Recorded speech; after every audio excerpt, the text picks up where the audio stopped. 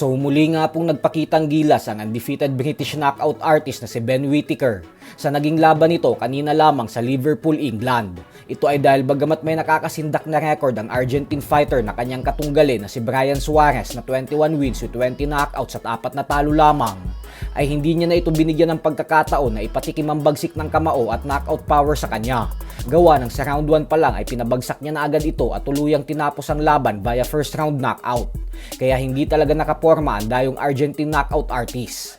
Dahil dito ay maagang nagsiuwian ng mga tao sa venue, gawa ng sila ang main event. Umabante na ang record ni Ben Whittaker sa 11 wins with 8 knockouts at walang talo. At target niya na ngayong maging world champion sa 175-pound light heavyweight division. Pero madami pa siyang kailangang pagdaanan kung gusto niyang maging isang ganap na kampiyon sa dibisyon na ito. Dahil alam naman nating lahat na andyan pa sila Dimitri Bivol at Arthur Beterbiev. Tapos babalik din sa dibisyon nila si David Benavides pagkatapos ng laban nito kay Sordo Ramirez sa susunod na buwan. Kaya hindi magiging madali para kay Whittaker ang tatahakin niyang landas para sa kampyonato.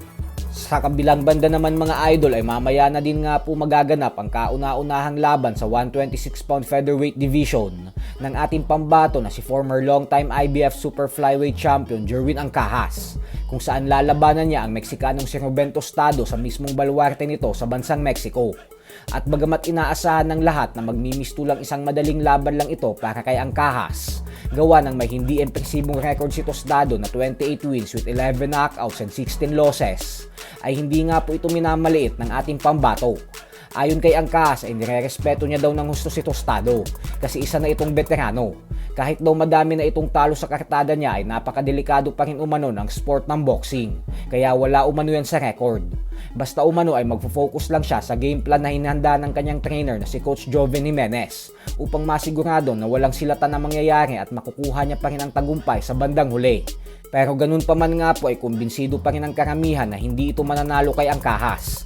Lalo pat minsan na din itong tinalo via 5th round knockout ni Carl James Martin noong taong 2024 lamang. Kaya inaasahan ng mga Pinoy boxing fans na ganun din ang gagawin ni Ancajas kay Tostado. Kaya abangan po natin yan mamaya.